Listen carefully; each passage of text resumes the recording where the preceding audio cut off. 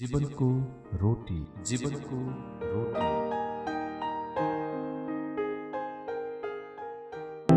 आज तपाईहरुको बीचमा बोल्ने विषय हो बेबिलोनको लागि प्रलयको दिन।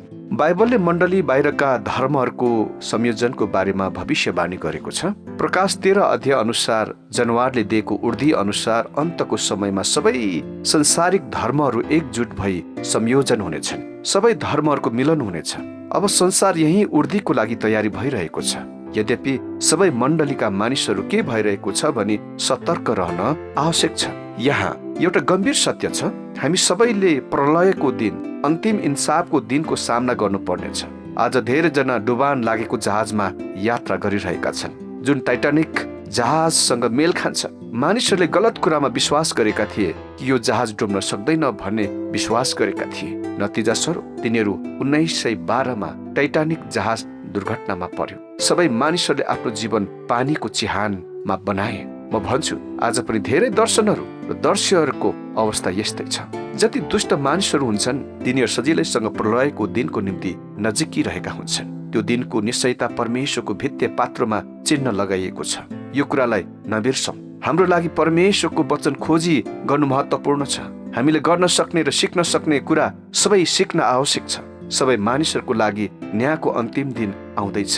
बेबिलोनको लागि प्रलयको दिन यसैले आउनुहोस्। प्रकाश 18 अध्याय 1 देखि 8 सम्मको खण्डलाई हामी पाठ गरौँ। यहाँ यस प्रकार लेखिएको छ। तब मैले स्वर्गबाट तल झर्दै गरेको अर्को स्वर्गीय दूतलाई देखेँ। यो स्वर्गीय दूतको महाशक्ति थियो। त्यस स्वर्गीय दूतको महिमाले पृथ्वी उज्यालो भयो। त्यो स्वर्गीय दूत जोडले करायो, उसको संहार भयो।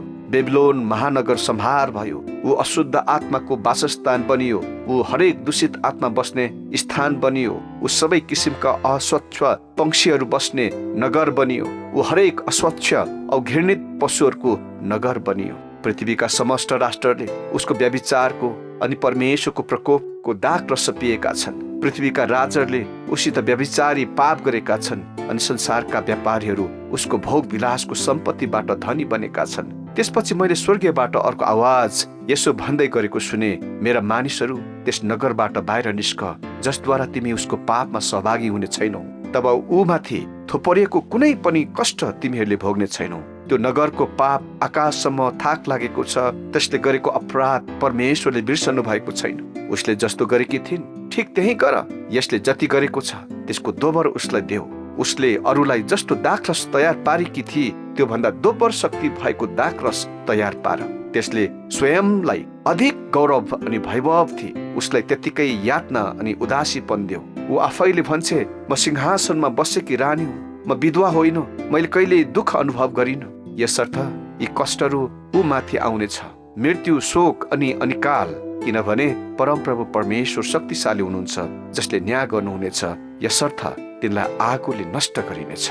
प्रिय, यस पवित्र धर्मशास्त्रमा हामीलाई ती प्रक्रियाहरूको अवलोकन गर्न अनुमति दिदछ जसद्वारा सर्वशक्तिमान परमेश्वरले बेबिलोनलाई विनाशमा ल्याउनुहुनेछ।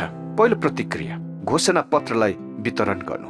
एक स्वर्गीय दूतले यो उर्दीको घोषणा गर्न यहाँ पठाइएको छ।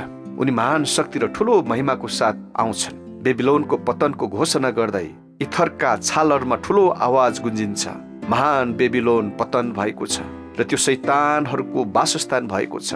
सबै दुष्ट आत्माको पकड र हरेक अशुद्ध र घृणास्पद चराको पिंजडा भएको छ। स्वर्गीय दूतको आवाजले संसारभरि उसको आवाज सुनिएको छ कि बेबिलोन धेरै टाढसम्म पुगेको छ।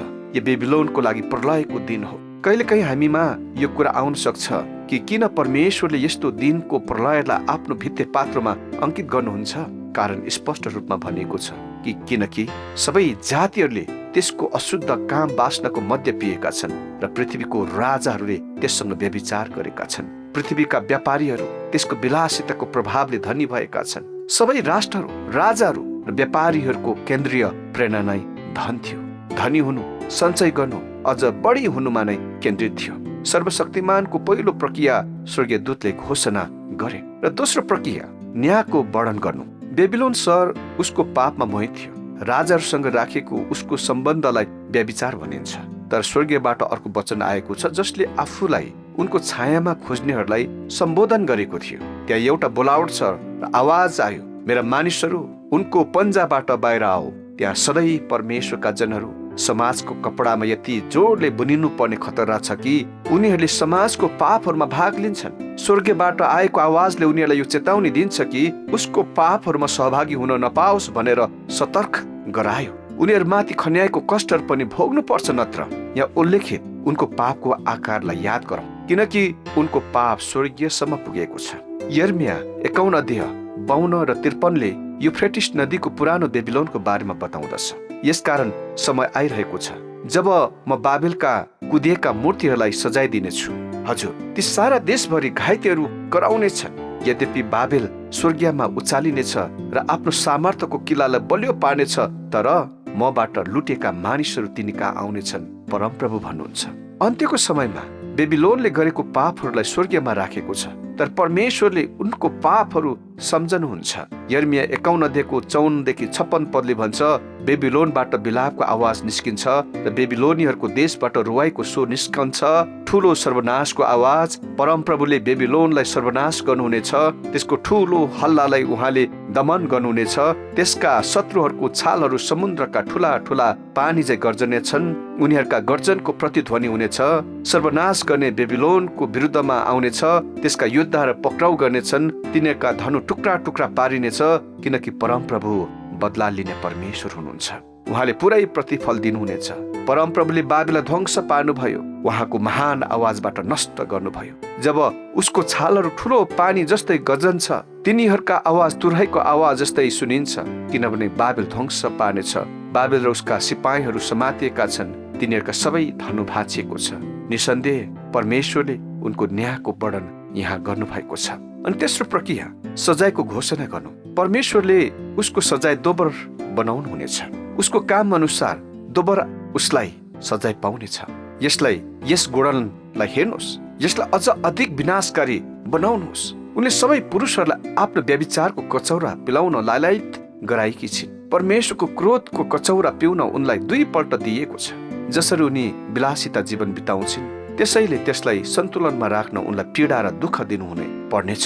तर उनले भनिन्, म विधवा होइन, मेरा धेरै प्रेमीहरू छन्। यसकारण एक दिन मृत्यु, शोक र अनिकालमा उनलाई द्रुत कार्यान्वयन गरिनेछ। अर्को वचन पढ्नुहोस्, सन्तहरूले शासन गर्नु पर्दछ, तर शैतानले शासन गर्दा तिनीहरूले परमेश्वरको सन्तहरूलाई आफ्नो राज्यबाट बाहिर निकाल्छन्। हामीले यो बुझ्नुपर्छ कि जब ख्रीष्ट टाढा हुनुहुन्छ, मण्डली एउटा विधवा जस्तै हुन्छ। उनको पति अनुपस्थित हुन्छ। उसको सबै आशा उहाँको फर्कनुमा वा उहाँको वापस आगमनमा छ। बेबिलोनले घमण्ड गर्छ कि उनी त्यस्ता कुनै किसिमको लोभको अनुभव गर्दैनन्। उनी विधवा होइनन्। उनका प्रेमीहरू धेरै छन्। उनी खुसी र आनन्दित छिन्। परमेश्वरका मानिसहरूलाई पृथ्वीमा सदा सर्वदा दुःख र कष्टमा हुन्छन्। तिनीहरू परमप्रभु झैं गरिब, तुच्छ र सताएका छन्। तर बेबिलोनको एक अवस्था यति माथि भन्दा माथि हुनु। उनी धनी छिन्, उनी शक्तिशाली छिन्, उनीसित उनको सबै आवश्यक चिजहरू सुरक्षित छन्। उनको शोक देख्ने कोही छैन। यस प्रकार उनी अति महत्त्वपूर्ण, विशिष्ट र आफूलाई महिमा दिन्छन्। यद्यपि सुरुदेखि नै संसारमा हरेक दुष्ट आत्माहरूमा स्वर्गीयको क्रोधको स्मारकहरू छन्। युगको सबै अवस्थामा यस्तो आवाज आउँदछ, घमण्डी भएर हिँड्नेहरूमा परमेश्वर निराश हुनुहुन्छ। यसैले ध्यान दिनुहोस्, यो एक महान पाठ होइन, तर चेतावनी हो। तसर्थ यो अनन्त विनाशको कालो बादललाई चित्रण गरेर सतर्क हुन सकौं भनी यहोवा परमेश्वरले फेरि ठूलो अक्षरमा लेख्नुहुन्छ। सजायको यो उर्दीको अर्थ बेबिलोनको लागि विनाशको दिन हुनेछ। इन्साफको दिन नजिकिँदैछ। यस वचनद्वारा हरेकलाई परमेश्वरले आशिष दिनुभएको होस्। जीवनको रोटी।